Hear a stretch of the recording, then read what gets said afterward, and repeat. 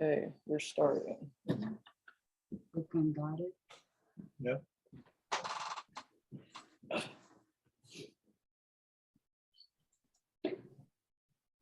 Hello, I'm here. Oh, good, Ed. Is that Ed? That's Ed. Okay, hi Ed. All right. So take it away, Sally or Liz. All right, I'm just gonna kick us off and then we'll see whether I can keep on camera. I'm having some issues tonight, but I am Liz Nichols, and to my right, I don't know about for you on your Zoom screen, is Sally Holtzman, and we are the co-hosts of Contra Costa Tail Spinners, and we're so thrilled that you are all here. From near and far, you are our dear to our hearts. And we've got a wonderful lineup of storytellers for you tonight. I just want to say this is September. We have our October swap.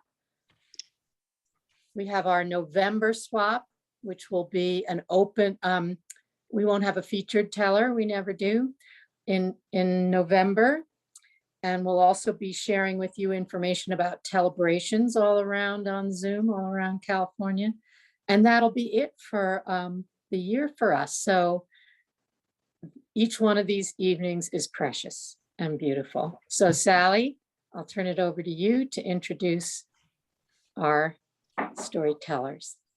All right, so last meeting, we had a woman show up from Santa Rosa. And it was so nice. You know, it's lovely to have people coming from distance. And then she told her wonderful, wonderful story. A lovely, lovely story with cats and dogs that you did so well. And we're so delighted to have you back again, Vicki. It's just, yes. Is your mic on? Is your mic on?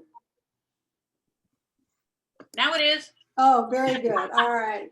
So now we have Vicki back. Who is this storyteller from Santa Rosa? Okay. Yes, you were it. You're the person I was speaking of. Yay.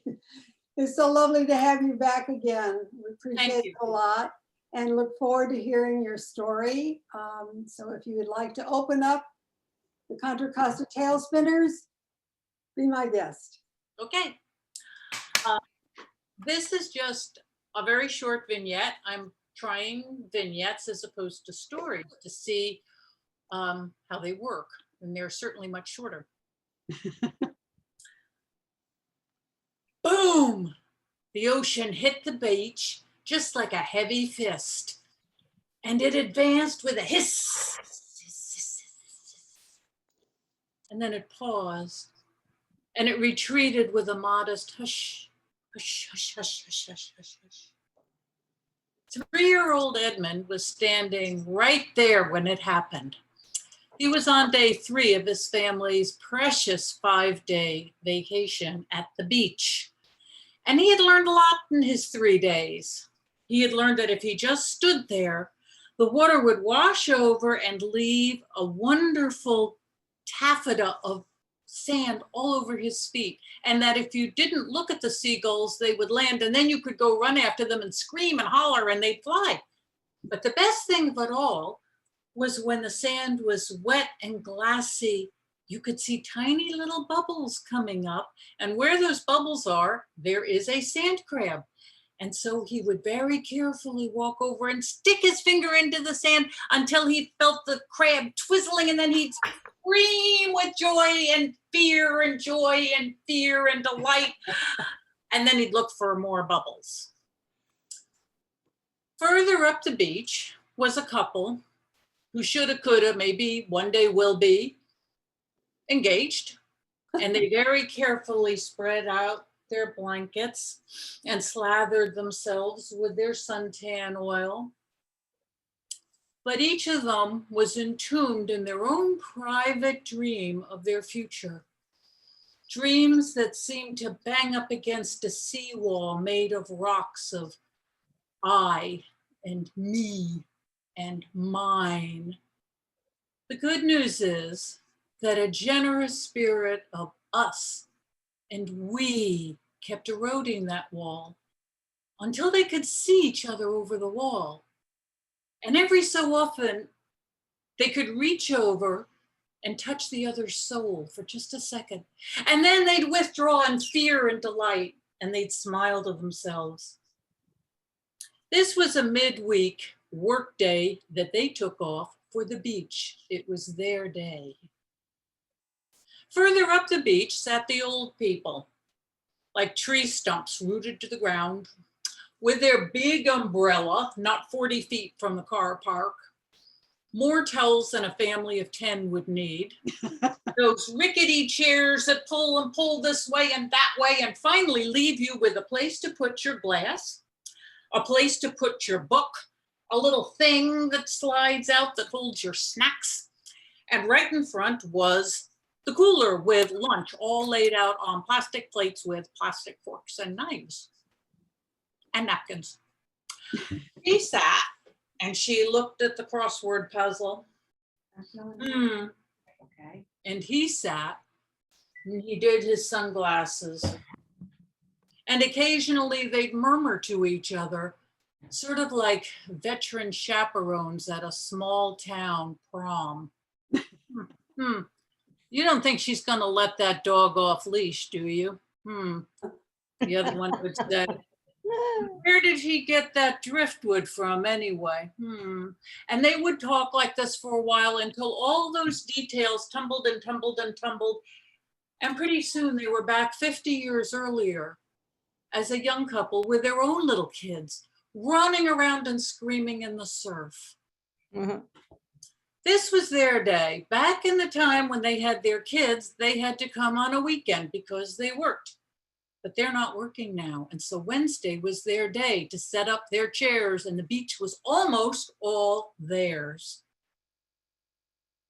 Further down the beach, far away from everybody else, on the wet sand, the surf came roaring in like a lion and pounced at the feet of a man standing all by himself. A fisherman gazing straight into the surf. And very quietly, he raised up his line and threw it in a beautiful arc that went deep, deep, deep into the sea beyond the breakers. And that's where he stood, waiting patiently for whatever this particular day would bring.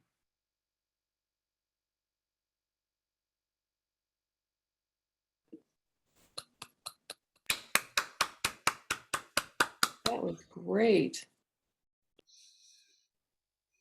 That was wonderful.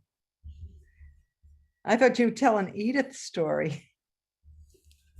No, I wanted to try a vignette. Every so often I like to try them just to see if something shorter than a story. Just Yeah. That was wonderful. And I won't tell you what vignette I related to. You know, that was me under the umbrella with my ice chest and my chair. Yep, yep. And I love the little boy. The little boy was great. Yeah. Yeah. I grew up vacations on Beach Haven in New Jersey. And then now we go to Doran Beach with a dog on the Pacific. So it's the same beach, it's the same people. Yeah, it's wonderful, wonderful. Thank you so very, very much. Yes. And moving on, I'd like to bring on Ann Riley, who will be our featured teller for this evening. Ann and I have known each other through Stage Bridge for many, many years. It's a very special friendship, I think. And I've listened to Ann tell her wonderful stories, her folk tales, her fables, her Asian-inspired stories. She's very, very active with the Asian Art Museum in their storytelling program, and tells there quite often to large groups of school children, and has a wonderful, wonderful repertoire. And I know that you're going to enjoy her immensely tonight. And so Ann, please step forward or sit forward or whatever. And tell your story. Well, thank you. Thank you. This is a story that comes from the Asian Art Museum, and it's one of my favorites. It's a very old traditional tale from India. And it goes something like this. Ashwapati was the king of Madhya Pradesh, and he was a very good king. He was loved by his people. He treated everyone fairly. He and his wife were happy. But this couple did have one sorrow. They had no children. They wanted children so badly. And being devout, they would go every week to this temple for the god Savitar, who is the beautiful god. And they would pray for children every day. They would go there and pray for children. And go the next day and pray for children. And much to everyone's surprise, including them, they got pregnant and had a baby.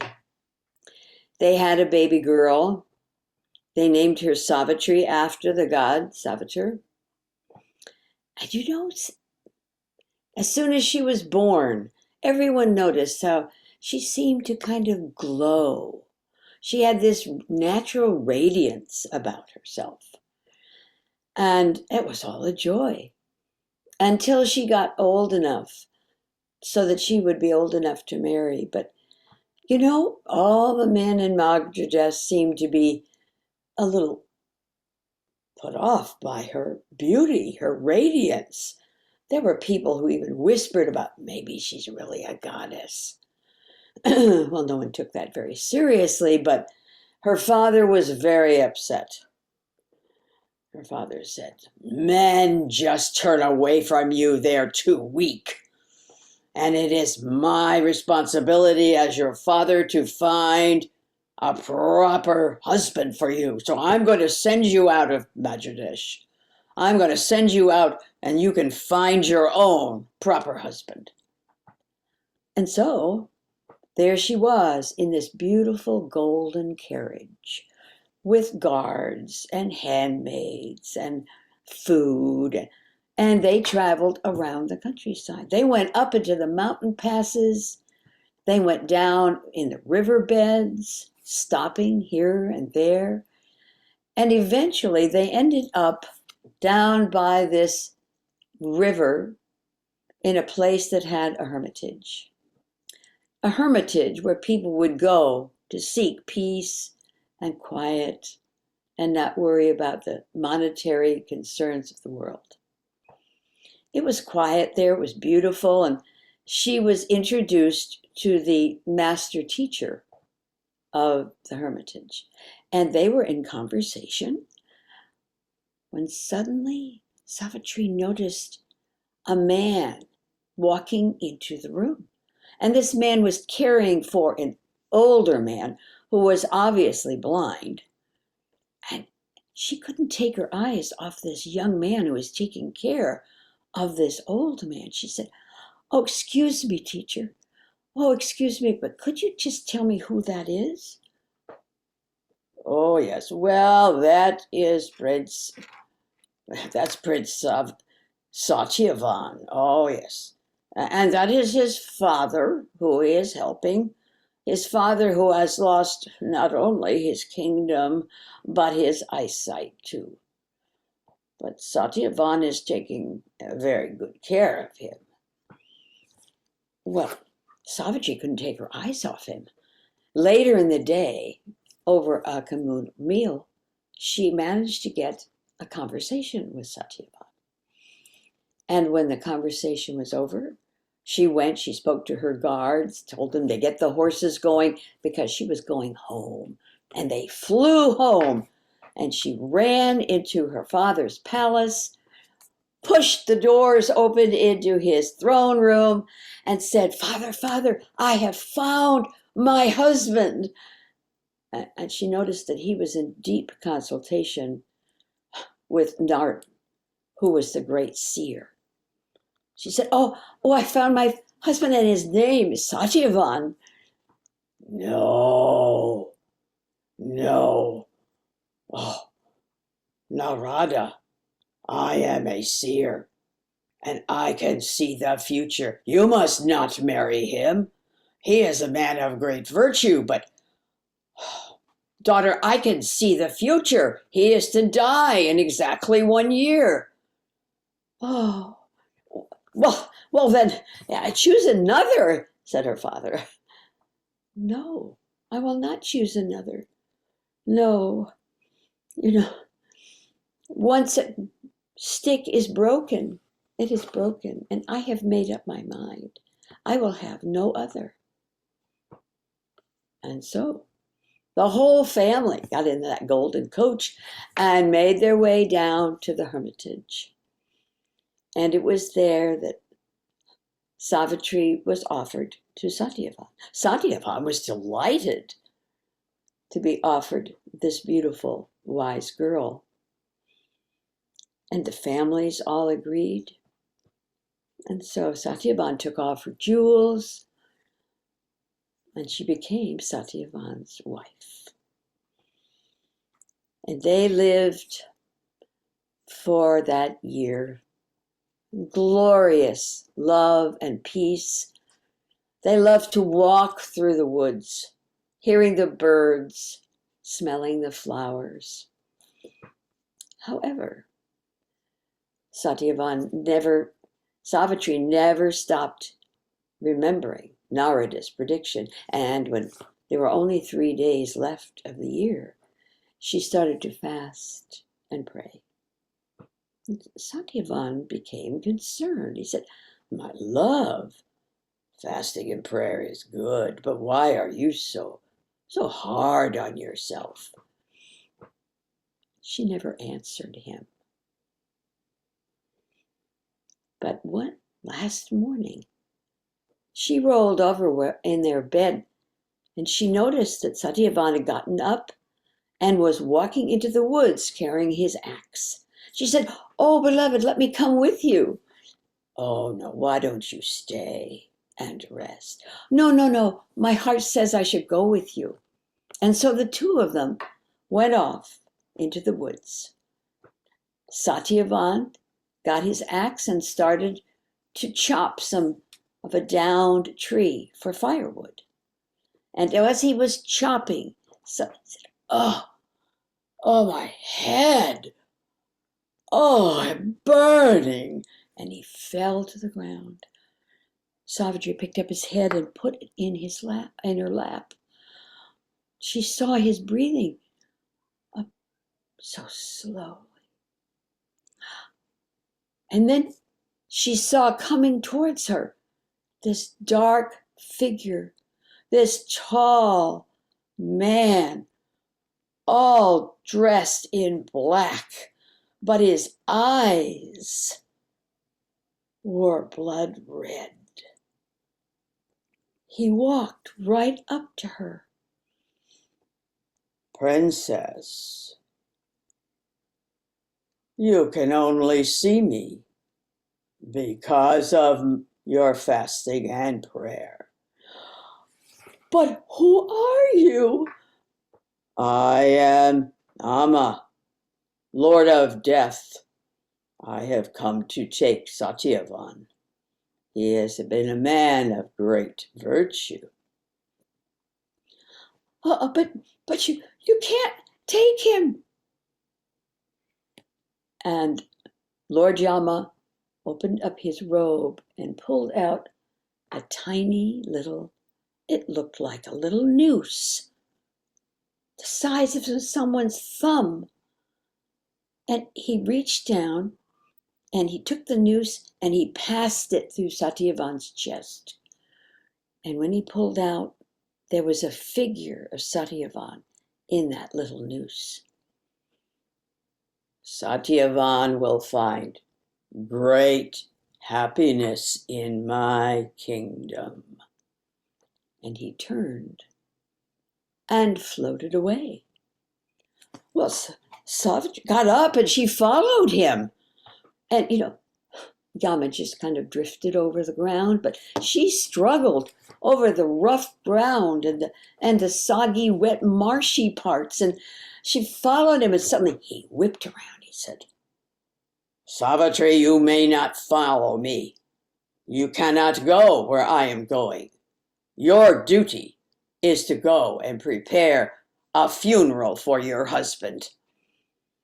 Oh, Lord Yama, I know you think it is your duty to take my husband with you, but my duty is to stay with him. My duty is to follow him wherever he goes. Your duty is at an end. I do admire your loyalty.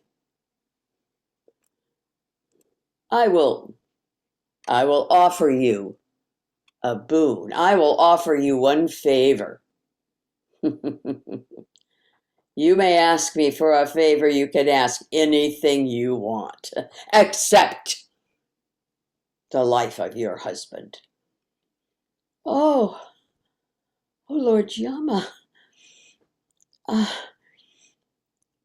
Is it possible that you could restore my husband's father's kingdom and his eyesight?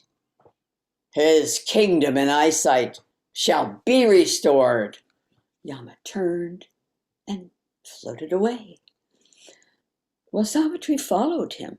She followed him and followed him, and suddenly they were in this swampy place with tall bushes and thorny plants that, well, they tore at her clothes and her face, but she followed him until suddenly he whipped around and said, Princess, I told you you cannot follow me. It is cold where I am going. Oh, Lord Yama, please forgive me for my disobedience. It's just that it is so rare to have a chance to talk to somebody who is so wise. Could I ask you a question? Lord Yama was flattered. What question? You can ask anything you want except the life of your husband. Oh, well, Lord Yama, I know you are the Lord of life and death, but how can you also be the Lord of life when you're taking my husband away? Ah, yes. Well, that was a good question. I am Lord of life and death, and I'm sorry that so many people see me as evil. Oh, Lord Yama, thank you. Could I ask you another question? Yes, anything but the life of your husband. Oh, well, you see, I have been studying the nature of true compassion, and I know that we are taught to be compassionate with our family and our friends, but should we also not have compassion for evildoers? Oh, Princess, that was a very wise question. You speak intelligently. You're correct. If people felt compassion for everyone, the world would be a happier place. I want to offer you another favor. You may ask me for anything you want except the life of your husband. Oh, Lord Yama. Oh, my parents, they wanted children so badly. Would you grant them more children? Ah, your children will have your parents will have many more children, including boys. And Yama swept away. Except he went up this cliff with sharp rocks, and she followed him, but it was slippery, and the rocks cut her hands, and she struggled, but she continued to go up and follow him. She got to the top. She pulled herself up. Yama whirled on her. Savitri, you may not follow me anymore. I forbid you to follow me. Although I'm impressed with your devotion. your tenacity. But you may not follow me anymore. I forbid you. Oh, Lord Yama, I know that you are respected and revered by all, but I will remain with Satyavan forever. You will not. I do respect your courage, your determination, and your faithfulness. And because of that, I will offer you one last favor. Anything but the life of your husband. Oh, Lord Yama. Oh, could you grant me, many children that are the children of Satyavan? What? You did not ask for your husband's life, and yet I cannot grant this without releasing him. Oh, Savitri, your wit is as good as your will. Oh. He opened up his robe, pulled out the little noose, unfastened the little figure, which flew back to the woods where Satyavan had dropped his axe. Go, princess. You have earned the life of your husband. The sun was just setting when Savitri reached Satyavan. She sat down, she put his head in her lap, and she watched his chest rise and fall. He opened his eyes. Oh, my love, have I slept the day away? Oh, beloved, why are you crying and laughing? Oh, beloved, please let us just go home. Well, Lord Yama was true to all of his promises. Satyavan's father regained his eyesight and his kingdom. Savitri's parents had many more children, including boys. And Satyavan and Savitri lived for many years with many children. And when they got to be very, very old, Lord Yama was especially good for them. He came from them both on the same night. Thank you.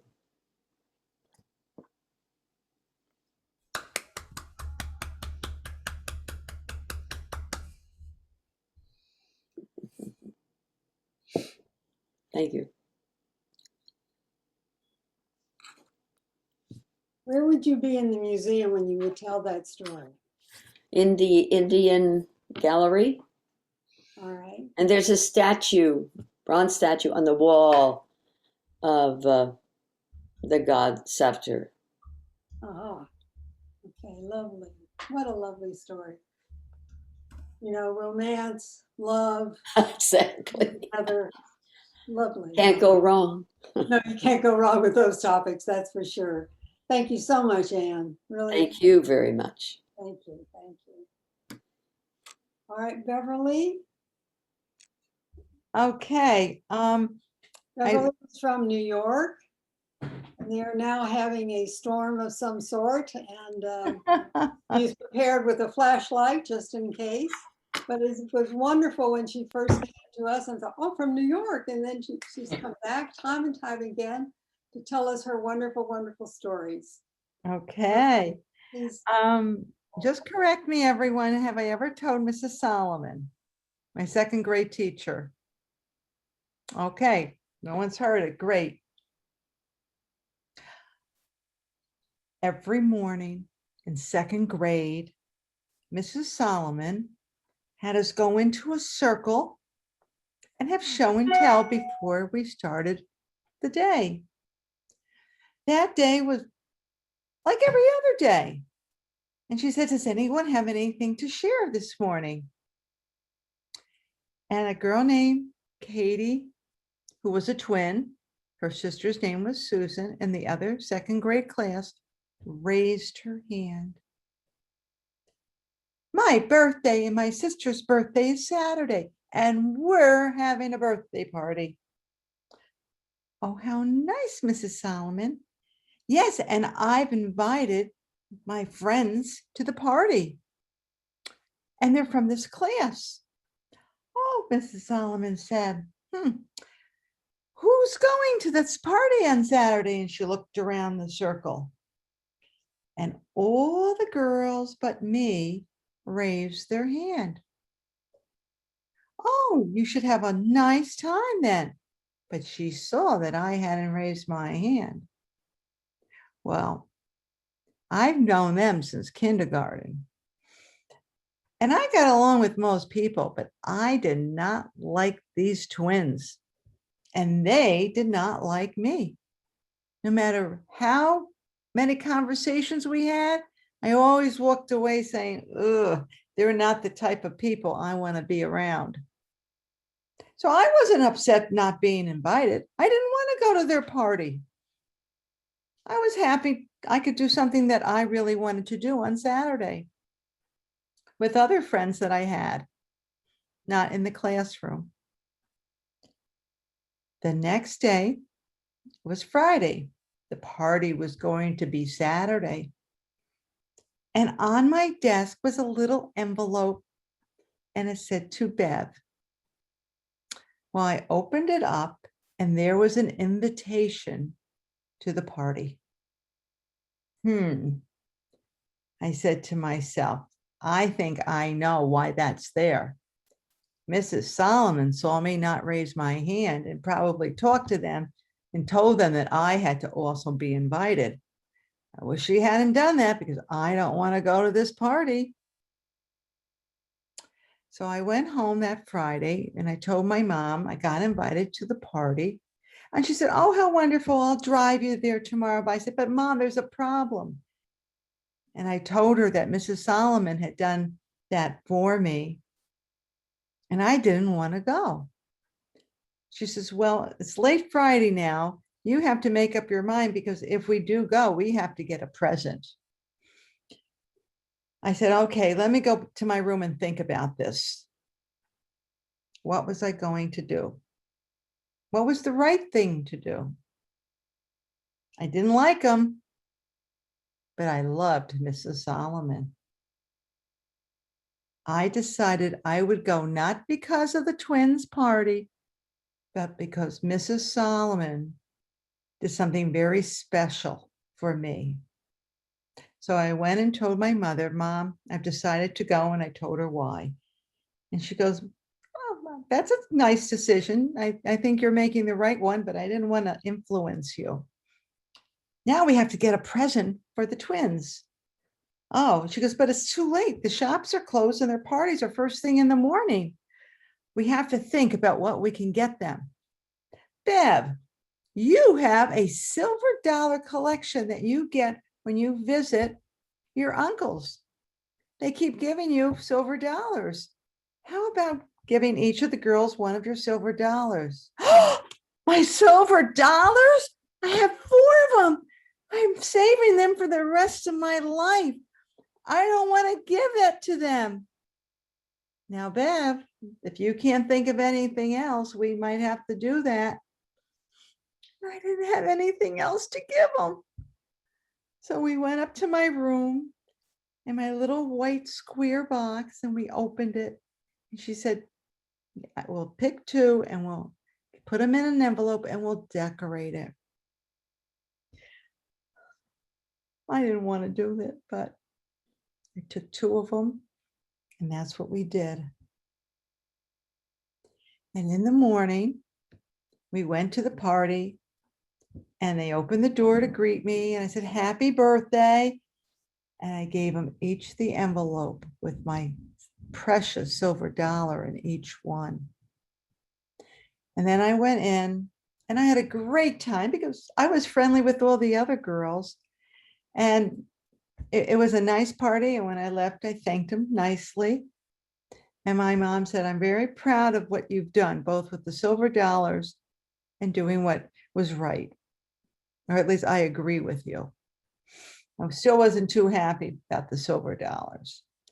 So on Monday, when I went back to school, I got picked to be leader of the day. Everyone had a different job every day. So it was lunchtime, and I got to lead the class up a little ramp towards the cafeteria. I said, Mrs. Solomon, she was standing next to me.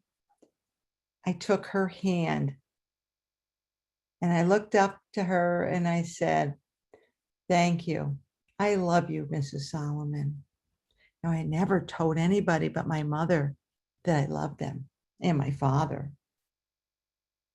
And she looked down and she smiled, and I said, Mrs. Solomon, I have made a major decision in my life. I'm going to be a teacher someday, and I'm going to teach second grade, and I'm going to treat my kids as nice as you treat all of us. And she said, Bev, that's so nice to hear. Well, I got a little diary after that. And I took notes of the bulletin boards the teachers put up and all the different projects that they did. And then I went to junior high and senior high, and I joined Future Teachers of America. And then I went to college and I majored in education. And I did my student teaching in second grade and in fifth grade, which I didn't really care for, because I was still wanting to be a second grade teacher. Well, I took extra courses in the summer and graduated a half a year early. And it was the Friday before New Year's. And I picked up the phone and I looked up the administration superintendent's office and I called because I wanted to either start subbing, or I heard sometimes there's jobs in the middle of the year. And this man answered and I said, I just did my student teaching and I told him about wanting to be a second grade teacher. And we talked for over an hour. I didn't know who I was talking to. I figured it was just somebody who answered the phone there. And he says, well, can you come in about half an hour? I said, yes, but will the superintendent be there? I am the superintendent, he said to me. Oh my God. And I had been really honest with his questions. So I went over and we talked another half hour. And then he said to me, we had a teacher leave this week right before vacation. I'd like to offer you a job this coming Tuesday. It's a job for second grade. I won the lottery. I said, oh my God, this isn't happening to me. I'm going to teach second grade. My dream that I've been living my whole life has come true. And that Tuesday, I walked in and I made myself a promise that I was going to be as kind and caring and loving to my second grade students as Mrs. Solomon, who influenced me so much, was to me. Thank you.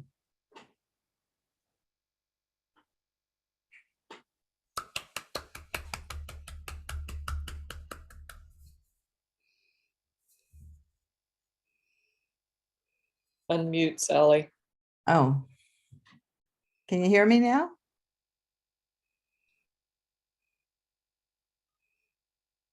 Sally, you need to unmute. Me? No, Okay. Sally. So as soon as I heard that place in your story early on where she, made it good and put the invitation, I said, now I know why you wanted to become a teacher. I mean, it was just so definite and so lovely. And I know that I had a second grade teacher, Mrs. Matthews, and I can still remember her. What an important thing. What an important thing. How lovely and sweet. Thank you so much for that story. Thank you. Okay, Melinda. Hello, love. Hey, Sally. Yeah, okay, now I'm ready to hear your story. And Yeah. I was with Melinda, we were at Freight and Salvage for the Marsh storytelling, and Melinda put her name in the basket, but it wasn't drawn. And so when it was over, she said, I'll come and tell it for the swap. And I thought, bravo, yay, okay, let's go. Thank you, love. Okay. Well, um, 1 second here. Okay. So, it has been said, whoops, sorry. Okay. So it has been said that if you want to do something really sweet for someone you love, you should celebrate their birthday. It doesn't have to be a big thing, a card, a gift, a cake. It's just a sign that you care about them and that you want to honor them. Now, this is something that my mother never subscribed to. My mother never recognized the birthdays of any of her 3 children. And it really wouldn't have been all that hard because 2 of them actually had the same birthday. So all she would have had to do is remember 2 days out of the year. But we know that remembering isn't really the issue here. No, I have to say that I probably had the meanest mother in the whole wide world. And I was tempted many times to say things to her like, now I'm not going to tell you that you should want to be a better mother. I'm not even going to tell you that life is short and it would be so much nicer if you were kind and considerate instead of really, really mean. And I'm not going to tell you that you really should put your children's needs in front of your own. Because I knew none of that would really go anywhere with my mother. She wasn't very easy to influence, and it wasn't very easy to rectify her thoughts or her feelings. And so, from a very young age, I just knew I had to kind of grin and bear it. And that's exactly what I did. So one day when my mother came to me and said, hey, how about if we celebrate your birthday this year? I was shocked. I was 10 years old, and my mother wanted to have a party for me. She told me I could invite maybe a handful of my little girlfriends, and that she was going to take us to the movies. It was the year that South Pacific came out. My mother baked a chocolate cake. She put it on a table with palm fronds and whole pineapples as decoration. And then she took us all to the movies. We came home afterwards. We danced around the living room and we belted out the songs from South Pacific. I'm gonna wash that man right out of my hair. Some enchanted evening. Oh, it was fun. And of course I thought, wow, is this what I've been missing all these years? But there I was again, back in the birthday desert for many, many more years. Until one day my mother came again and said, how about if we celebrate your birthday this year? Well, that was going to be my sweet 16 birthday. All my girlfriends had already been having their sweet 16s at very fancy restaurants in LA, like the Sportsman's Lodge or the Queen's Arms or the Smokehouse. My mother wanted to do it at our house, and that was fine with me. I was happy to have it wherever she wanted it. We invited about 30 of our extended family and friends. My mother made fried chicken and potato salad. We put ice in a big punch bowl and filled it with ginger ale and pineapple sherbet. It was like a tropical ice cream soda, and it was delicious. There was also entertainment. My cousins sang trendy Yiddish songs at all of our family gatherings. And so they regaled us with, Bei mir bist du schön. I'll say it again. Bei mir bist du schön means you are grand. Oh, I felt pretty grand. And then people wrote little notes to me on the cloth napkins that we handed out. And they wrote things like, Dear Mel, we love you. Dear Mel, you're as sweet as your sweet 16.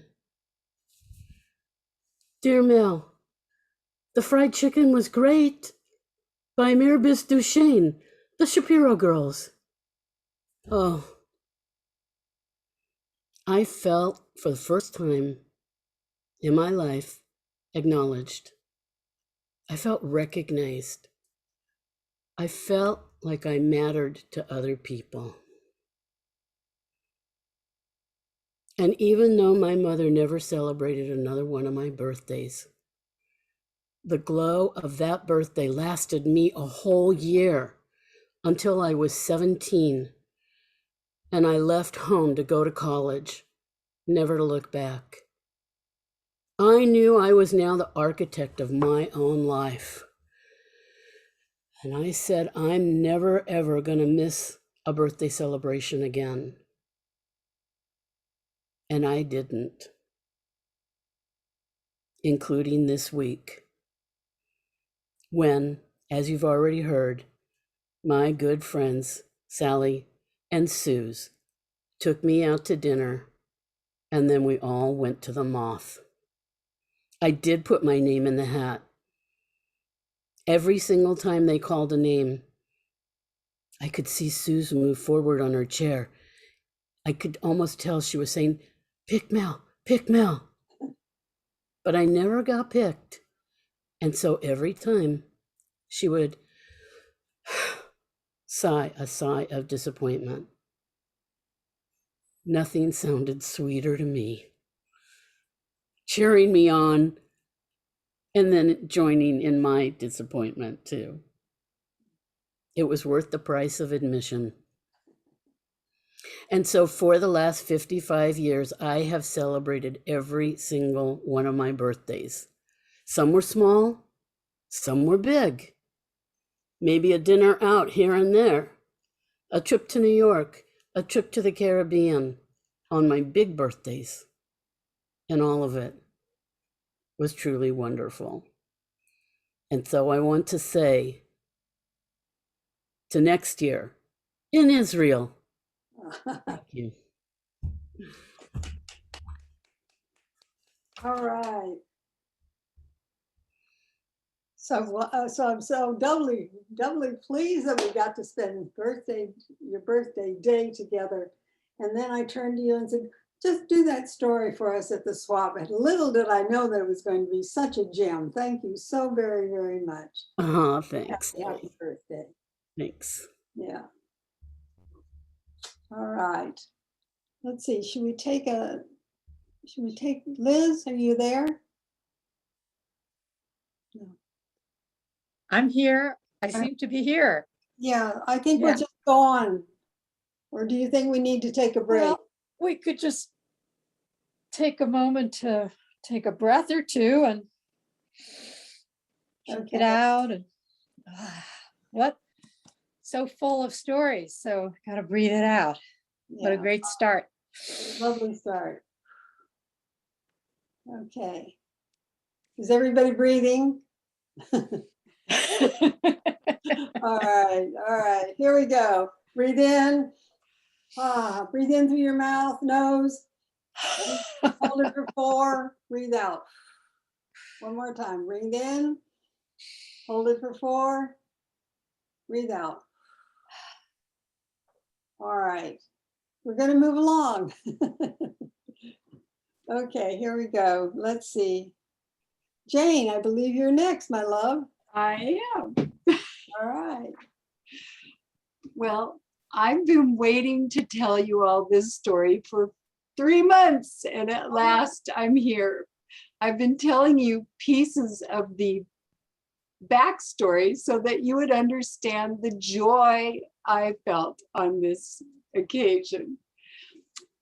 The museum for the Tuolumne County in Sonora finally decided they would take our family pony cart, which is around 160 years old. This was a big relief because it was still hanging in the rafters of our family home in the garage, and the house had sold and escrow was about to close. So good news to be able to get the pony cart to the museum. The trouble was I needed transportation to get the pony cart to Sonora from Pinole. Luckily, I have a cousin, and my cousin is younger than me, stronger than me, and he has a truck. Colin had been looking at that pony cart stored in the rafters of the garage since he was a toddler. Colin loves all things old and strange, and he really followed the story of me trying to find a home for the pony cart. All along, he said, I want to be the person to take the pony cart to the museum when they accept it. I had 2 other cousins who would have taken the pony cart for me, but no, Colin was in. So the day came, Saturday, and Colin arrived with ladders and ropes. Neighbors and friends came, and a team of 8 began to take that pony cart down out of the high rafters of our tall garage. And many in the group said they had spent part of the night previous trying to think how we were going to get the pony cart down without smashing it. Well, tall ladders and ropes and hands and ideas were bouncing up and down in the garage, and we finally managed to get the cart down without shattering it in a million pieces on the ground. Colin navigated all of this brouhaha, this goat rope, with calm composure and goodwill. That's Colin for you. Well, the rest of that day, I spent cleaning the cart, preparing it for the museum. Monday, Colin came again, and we loaded the cart. It's in pieces. It's not a complete cart yet. It's the wheels, the axle, and the springs, the cart bed, and the really long shafts. So we loaded the pieces into his truck and cushioned them carefully and tied them down carefully. And I had to trust that Colin knew what he was doing and the pieces wouldn't fly out of the truck the following day. Colin drove away with my pony cart, Puppy's pony cart, my sister's pony cart in the back of his truck. And I felt a chill go over me. And I felt the hair on the back of my neck stand up and on my arms. And I turned and looked at the empty garage of our family home. The pony cart was the last item to leave. And I thought, oh, that's the end of Puppy's home. That's the end of Dottie's home. That's the end of Karen and my home. Now it's just a house. Tuesday, we were up early. Colin and Julie drove the truck, Steve and I, in our little Subaru with the long shafts of the pony cart mounted on the roof.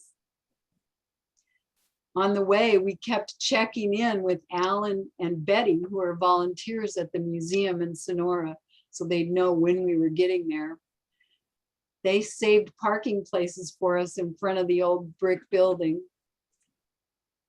Colin and Julie arrived about the same time we did, and cousin Danelle showed up from Mariposa. She'd been a big help getting the museum to pay attention to the pony cart. Well, we all jumped in. Cousin Bobby arrived. We carried the pieces of the pony cart into the museum, and the job of assembly started. Well, the only person who knew how to assemble the pony cart was me, and my memories were over 50 years old. So we tackled the job. Colin and Alan had both brought tools, and again, we had a team of 8.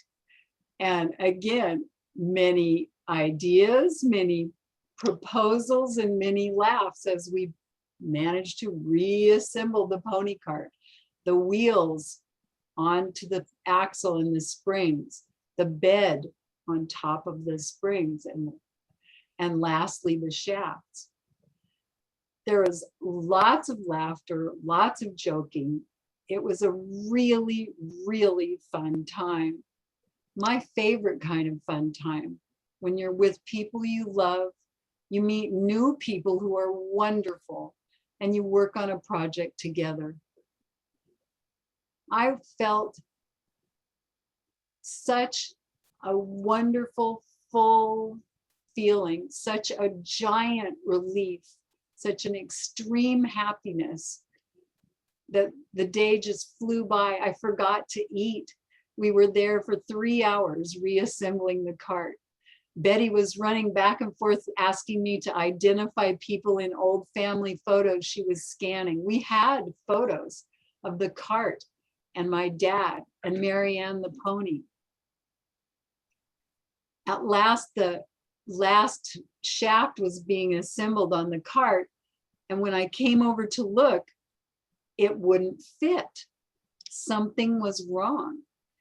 And we were stymied, we were stumped, we could not figure it out. I stood and looked at the cart and looked at the cart, and in a flash, I realized they had mounted the shafts upside down and on the wrong side of the cart. So a double reverse, and we were good to go. I have to say, I was inordinately pleased with myself that I was the one who realized the solution. We got the cart assembled, and we had a moment where I said, but I have some more items that need a home. And Betty and Alan came out to look in the back of the Subaru, and there I had some items. If you've been listening to my story, then you'll remember Lucy, clever Lucy. Well, I had Lucy's boots, the very ones she walked all over Sonora in, promoting sales for the newspaper subscriptions, which helped my daddy, Puppy, win his heart's desire, Marianne the pony. I also had something belonging to Lucy's little boy, Jack. I had little Jackie's accordion, the same accordion that had been in the Sonora Rodeo Parade, with Jack playing, riding in the pony cart, and Marianne the pony pulling them along. I even had a piece of Marianne's harness, her collar and her bridle. Well, Alan and Betty decided, yes, those would be good additions to the exhibit.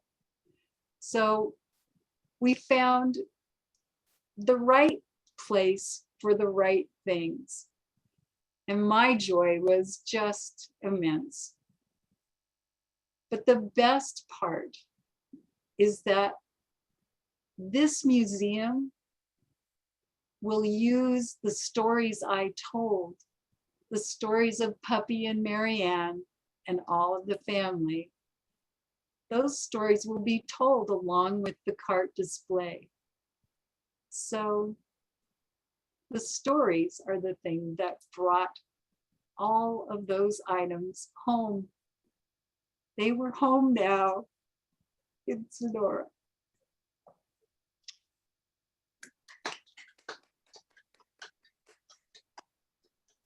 And what a joy it's been for us to hear this family story and the lovely story about your grandfather and the little horse and all of that. It was just precious. And I love the pictures that you shared with us too. I was hoping you would have one to hold up tonight. I can run and get it. Well, why not? So thank you so much for sharing this family story. It's really tender. And if we go to Sonora, we could see it, right? Well, when the museum opens, sadly they're closed because of COVID, but yes, go and see the pony car. Yeah, we will. I know who owned that pony car. Right. We'll have to have a pilgrimage up there. Thank you, Jane. Beautiful. Thank you. Thank you. All right. Ed So Silverman. Sally, next on our list was Ed Silberman, but I think Ed was also like me having a lot of internet issues. So I But they don't have think been Ed is resolved. here. They have Ed, been are you resolved up here? to a point. Resolved. I'm here on the telephone. I'm not here on the computer. Oh. You can't see me and I can't see you, but we can hear each other. Oh, all right. So Ed, so we're gonna hear you and not see you. Tell a story then, yeah? Absolutely. All right. Well, It'll be bye like bye, listening to the right? radio. All right. This is the first. Let's try it. Go ahead, A Ed. lot of people, I'm sorry? Go ahead. Okay. I wasn't sure what you were saying. A lot of people here knew Dale Boland. I was at a party, a Hanukkah party at Dale Boland's house, and there was a 19-year-old woman there from Norway. She had just moved to the United States within the last 6 months. I knew her aunt, who she was staying with, and we got to talking and we got acquainted. And then a few months later, she became a volunteer at the Freight and Salvage where I worked. And another year passed, and the Freight and Salvage moved from 1111 Addison Street to 2020 Addison Street. You can't make up stuff like that. Freight and Salvage moved, and it had a big party for all the employees and all the musicians and all the volunteers and everyone who'd ever been associated with the Freight and Salvage. Gathered in the backyard to tell stories and to say goodbye to the old building and hello to the new building. And I got to talking with this young woman, and she said, "What's your girlfriend's name again?" And I said, "Dale." She said, "Oh, Gail." I said, "No, Dale." "Oh, Gail." "No, Dale." Like Dale Evans? And there was the blankest look on her face, like I just switched into another language. And then, of course, I realized this woman is 19 years old. She spent most of those years, all but a few months of those years in Norway. She doesn't know Roy Rogers and Dale Evans from The Man and the Woman in the Moon. And I had to tell her all about Roy Rogers and Dale Evans and what a big hit their show was, and how Dale Evans had written a song called Happy Trails to You that they used every week as their sign-off. And it became a very popular song in the United States. Almost everybody can sing it. I told her, "You will not live very long in the United States. I guarantee you will not live much longer in the United States before you hear that song." She said, "Okay, I guess I'm going to hear it sooner or later." And then someone brought out a cake. And there was a table in the center of the parking lot where we were holding this party, and everyone gathered around the table. And a woman had a big knife in her hand, and she was just about to cut the cake when somebody says, "Wait, we've got to sing a song. We can't just cut the cake like that." But nobody knew which song to sing, even though almost everybody who works for the Freight and Salvage is a musician. And a lot of musicians work for the Freight and Salvage. And everyone who's at all associated with the Freight and Salvage is at least a music lover. Nobody could think of the song until Suzanne Fox, who probably was the most senior employee of the phrase at that point anyway, Suzanne Fox started singing, "Happy Trails to You." And you could see the look on her face as she said, "How did you know that was going to happen?"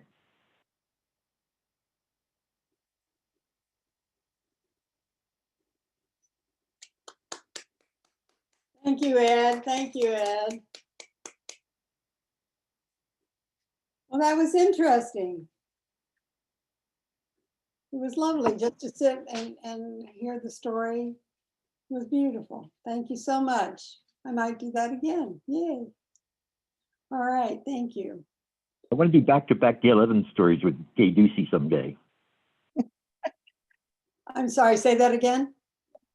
I want to do back-to-back Gail Evans stories with Gay Ducey one of these days. Oh, that would be fun. The thing I think about of Dale is her laugh, and she laughed and so heartedly at, some really pretty awful things. And I remember telling a story and she was laughing away. And I thought, if I ever tell another story, I'm going to book that lady to be in my audience. Yeah, she was great.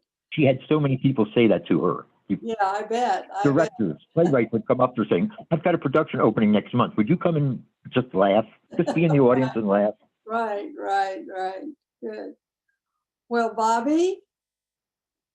Hello. Hello. Just give Hello. a really brief description of that you've written a book. Okay. And say something about it.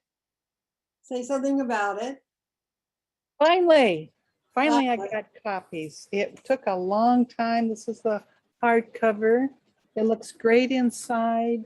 And tonight I'm going to tell a story that some of you've heard, Turtle and the Hare, about me and this long journey. And you should always take long journeys to, no, I hope that was the right page. I'm kind of nervous. It was hard work. Congratulations. That's wonderful. I'm going to say to you, think before you write a book. Storytelling is really fun, and you're there and you see people and you can talk to them. The stories were delightful, but all the rest of the process is, I'm going to tell you it in Hare and Tortoise. Okay. And I call it Hare and Turtle because I grew up in the mountains on the east coast of Colorado and East Mountains range. And there were lots of turtles, and they were these huge jackrabbits with the big legs and the big ears. And I loved Turtle because when I told stories at the Asian Art Museum, Turtle holds up the world. And the first Chinese dragon who created the world told Turtle all the stories. And Turtle is of the four directions. She's the one down at the bottom, and she kind of holds up life with her little sturdy legs. Well, it's kind of my story because of what she did to Hare. Turtle was walking along in her slow way when all of a sudden this big rabbit jumped in front of her, and she says, "Rabbit, why?" And he said, "You are the slowest creature. You're slower than the snails in the forest." And she said, "I get there." He said, "You want to race?" And she said, "Sure. I will finish the race." Well, who was listening but Fox? And Fox said, "Hey, let me set up the course." So in a couple of days, everybody was called, all the animals in the forest, and Hare was positioned and Turtle was positioned, and the bell was rung, and off they went. Well, the first course was through bushes and around trees. And of course, Turtle, she took her time. She looked, she did it. She could see that Hare was spying on her, but she took her time. And when she got out of that course, here was this huge log in the way. And she looked at it, and guess who was on top? Hare. He was just smiling at her. And she said, "Oh, I can't climb that. I'll just go around it." So she slowly went around it in her way and looked at things. And she got to the other side and she was relieved, and Hare jumped down. He kind of laughed at her. And they were walking along, and all of a sudden there were these rocks placed just carefully. And Turtle, she couldn't go through with her shell. So she said, "Oh, I have to walk around this." So she started walking around. And there was Hare jumping from rock to rock on top, just giving her this big smile. And she kind of smiled and she just kept plodding on her slow way. Pretty soon there was the creek. And Turtle knew the creek, so she walked down to a place where she could go across. And as she was walking down, Hare just kept jumping over, and sometimes he'd pause and he'd look at his reflection in the water like he was just really great.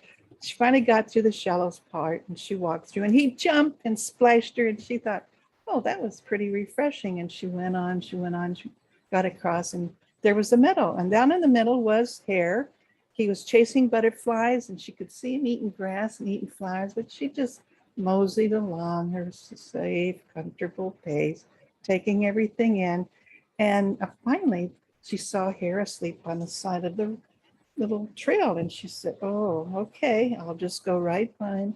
She kept traveling on and traveling on. Any minute, she expected him to come hopping because the finish line was up ahead, but he never came. And she went across the line and all the animals cheered and cheered. And Fox came up and patted her and gave her a little bunch of flowers to eat and said that she was the winner now.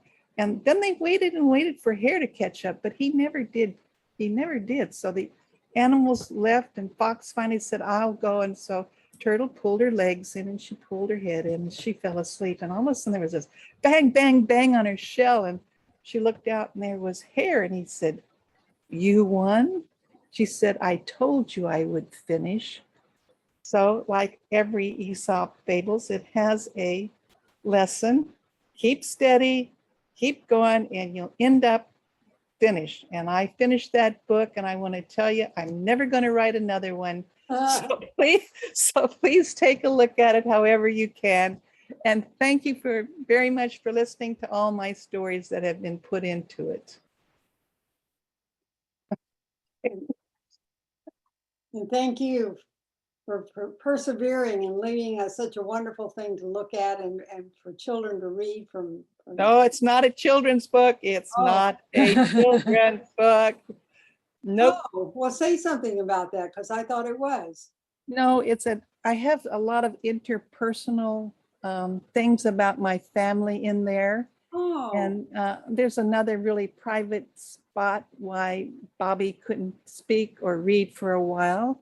And it's my journey through damsels and how I read them as a child and at the Asian Art Museum so that they give you power. So each story, each damsel gave me a credit. And a turtle she gave me the thing to be qualified. I am qualified. I don't have to, excuse me, all the males that are in here. I don't have to listen to the male narratives that were written down between the 6th and 18th century. You know, each woman who worked through those values gave me something as a reader and a storyteller. And so I tried to parallel what I learned from them to give to people. And at the back, I got a little self-help section where you can work on a negative attitude that you might have. And as I learned going through the stories is that not only do those codes and standards and norms affect women, they also affect the men. So the more we can be free and the more women are free and the more we let our minority societies, which will be pretty soon, be free, the better our narratives are. And you can put she and he in the folktales because they're open, you know, and they've always changed. And those males said that these couldn't, folklore say these can't be changed. But in our oral tradition, they change with the society and where they come from. And some of those tales have gone all the way across countries in many different directions. And that's what I was trying to say in the book.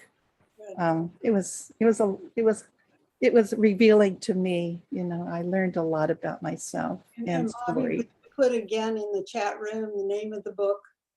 I got it down in the chat room. I think I told you where you could buy it. Okay, good. Yeah, you can get it at Smashwords. They do an EPUB, and iBooks do an EPUB. You can get the hard copy or the paperback or the Nook from Barnes and Nobles, and then there's Kobo Books. They do EPUBs and Google Play and Scribd and Okay, Amazon will make sure- do the make sure 3. we Add the name of it in the chat so that we can go to these. videos. Damsels overcome.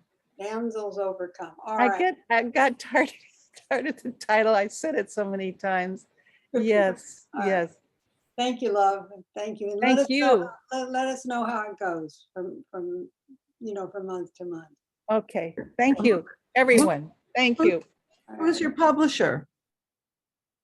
I self-published, I published. Oh, you self I did it.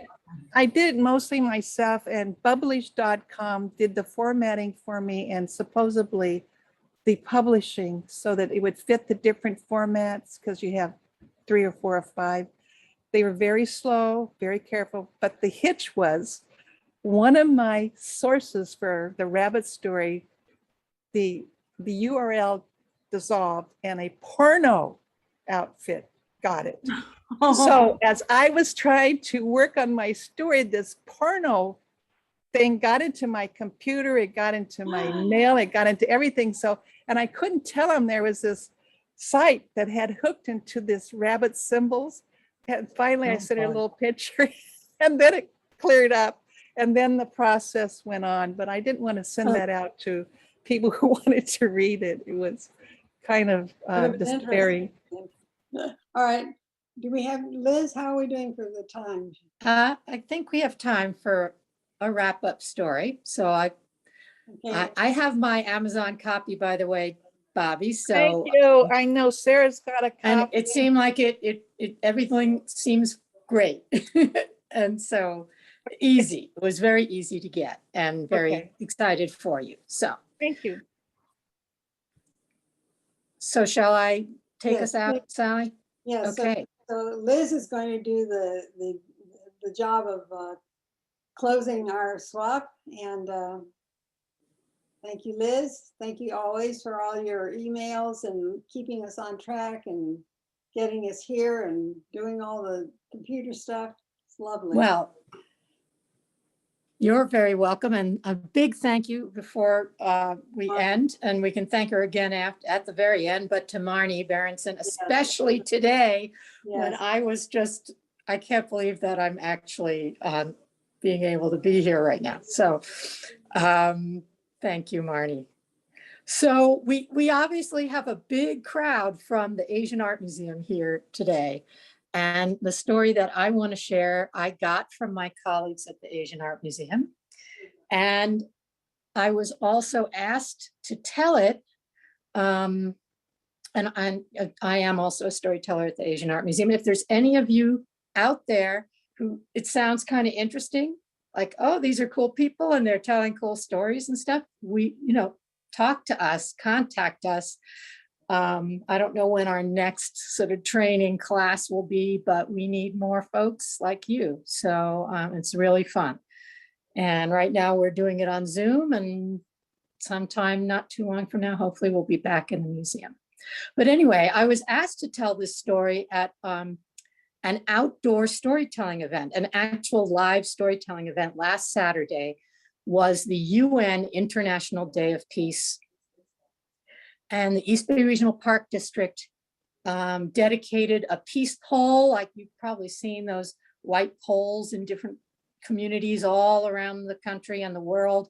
Well, this one is actually a metal, beautiful one. I encourage you to go to Lake Chabot and see it. And it's just a beautiful park. And there was a whole ceremony, and my friend Mona asked me to tell this story. And it's one of those very old stories, like Bobby said, that maybe has been changed a lot. It appears like it started as a Jataka story, one of the stories that the Buddha told for teaching. And in Bhutan, especially, they tell it a little differently.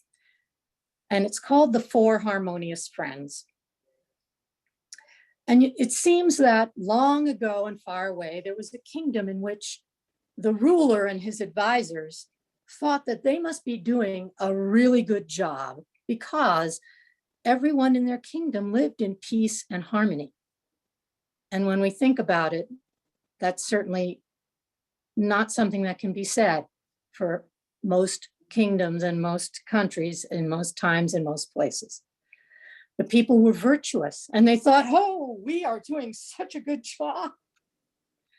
Until a hermit from one of those hermitages like Anne told us about in her story was passing through and explained to them the truth. It had nothing to do with them.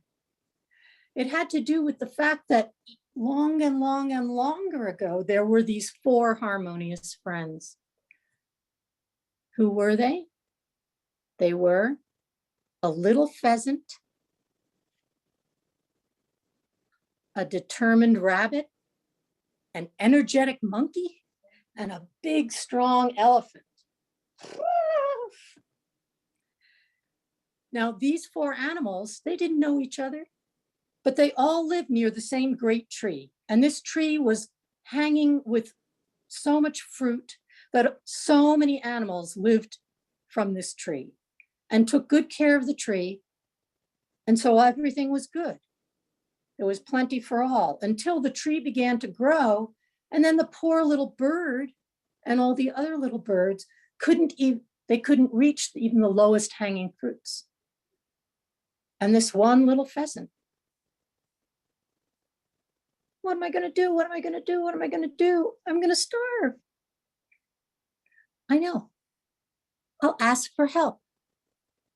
And she looked around and she asked her friends, but they were all little birds also.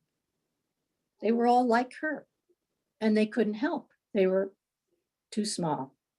So she looked until she saw this rabbit coming down. She'd never talked to a rabbit. She wasn't sure if rabbits were good or bad, but will you help me? She said, and the rabbit said, yes, I can help you. If you get up on my back, you can reach. And that is what happened. She did reach. She reached and got a fruit, but then she made sure that the next time she reached up and got a fruit, she gave it to the rabbit.